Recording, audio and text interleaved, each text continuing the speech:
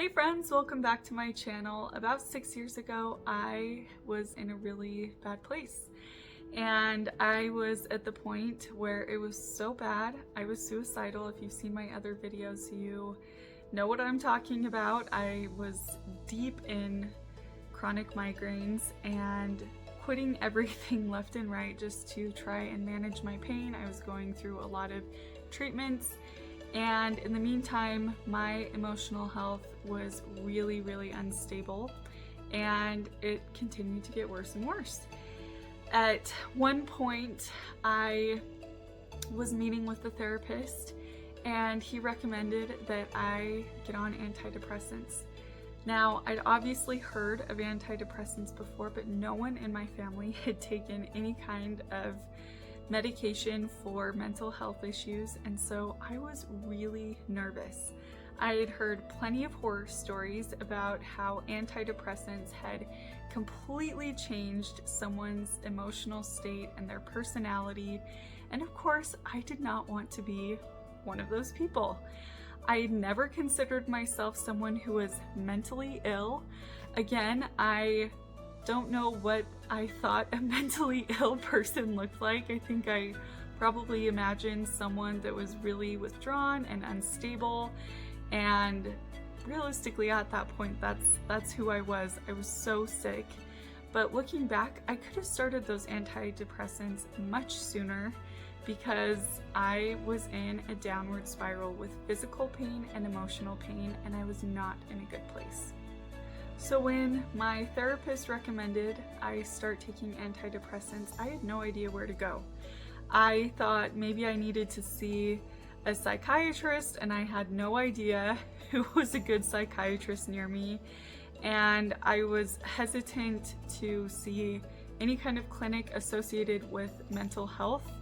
Of course, I knew about psych wards. Again, I had heard a lot of horror stories about those, and at one point my family mentioned, not really considered, but just mentioned, should I be in a psych ward to prevent me from committing suicide? I mean, I was in a really bad place. But this suggestion to get on antidepressants, as fearful as I was of those antidepressants and the side effects, my husband recommended that I should get on them. There were members of his family who had been on antidepressants for years and had greatly benefited from them. And he loved me. I knew he had my best interest at heart, and he could see that I was really suffering and had been for a long time. So I was brave and I moved forward. And I went to see a doctor. I, of course, explained that I was very nervous. This doctor actually was my neurologist, who I really love. And she recommended that we start on celexa, which, if you know anything about antidepressants, there are several just generic ones that get prescribed all the time, and celexa is one of them. I started my celexa, again, really nervous, really hesitant. They started me on a low dose, and I wish I would have known the impact that celexa would have had on me. Now, like I said, it was a huge decision to actually jump in and accept that I needed medication. That was a major decision. It took months of really suffering, of trying to get back to ground zero, and I could not do it. I was seeing a therapist. I had taken psychology classes. I wasn't stupid. I knew how to fake happiness. I knew that, exercise made us happy. I know all the tricks, right? The tricks that we learn throughout our lives, the coping mechanisms that almost all the time can get us at least back to ground zero, so that when we wake up in the morning, we are not just in a mental state outside of ourselves. And everything I did was not working. Everything I was learning in therapy, I was trying to manipulate my thoughts to get them back on track. And I was doing this all day long. And no matter how hard I tried, no matter how much I understood my therapist and how much I understood my assignment, I could not physically force the chemical imbalance in my brain to balance. I couldn't get to ground zero. And what was so amazing to me is that I started on this celexa. It was a low dose, and it took a few weeks, but all of a sudden I woke up one day and I was at ground zero. And all of a sudden I started to recognize myself again. It had been about a year that I had not even been able to recognize myself. My brain was loud and chaotic, and I couldn't feel anything. I could not feel joy. I couldn't feel anger, anything happy, pleasant, or unpleasant aside from numbness and darkness and sadness. I could not feel. And it was horrible. And I look back at that and I think, why didn't I start the antidepressants sooner? And I know we have all heard the term mental illness, stigma, stigmas about medication. And I wouldn't say it was the stigma that held me back. I think it was just fear. It was fear because I had never committed to medication long term before that point. I had always been really healthy, and so the thought of taking a medication that would alter my brain chemistry that I could presumably be on for the rest of my life really, really terrified me. And like I said, I had heard a lot of horror stories, and I can't even tell you who those horror stories came from or who the horror stories were about. It was just this thing, and I guess that is where the stigma comes in. The stigma was that antidepressants will cause a change in personality. And in my case, it did. In my case, it took me back to ground zero. I was like this shell of a person at that time. I was just in a headspace I didn't recognize. It was like I was outside of myself, just completely drowned in depression. And it did change my personality, but it changed it back. It didn't make me this like monster or this crazy person. It made me who I used to be. And I wasn't singing or dancing in the streets all the time, but I was at ground zero. And from ground zero, I could feel sadness or anger or frustration just like a normal person, but I could get back to ground zero really easily. And on the flip side, I could be happy. I could feel joy and excitement and surprise and awe. And I'd been missing that for a whole year.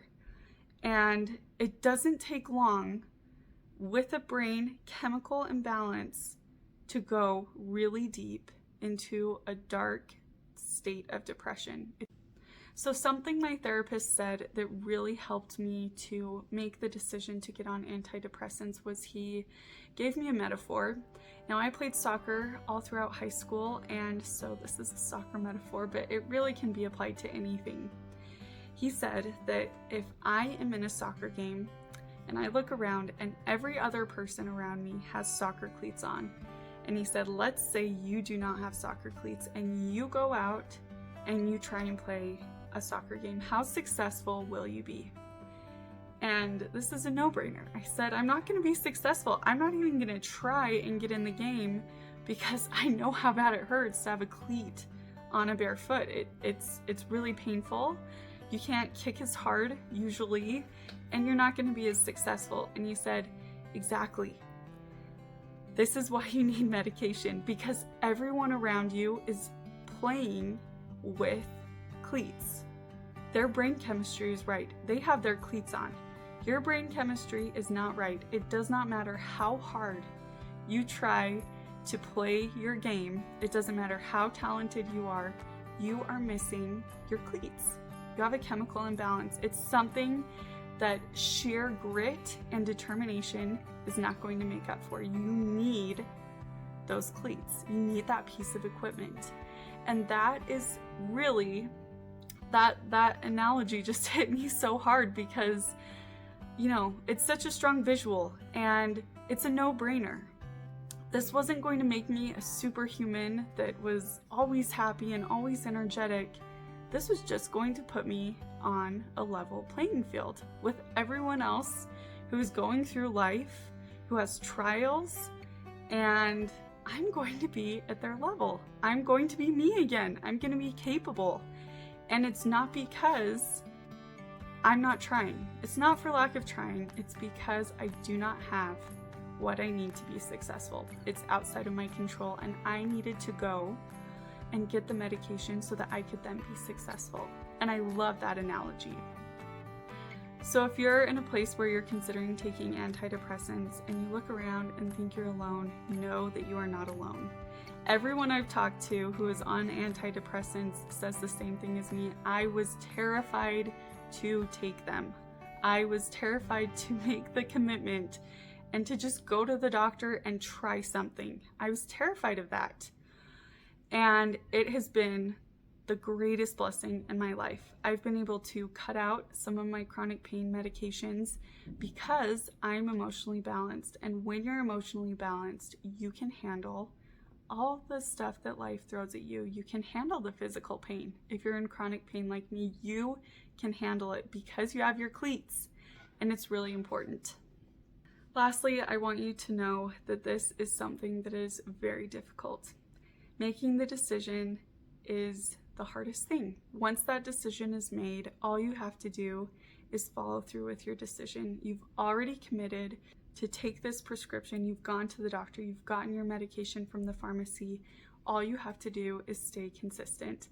And once you establish that pattern, it's extremely easy. You just take it with your vitamins and it's done.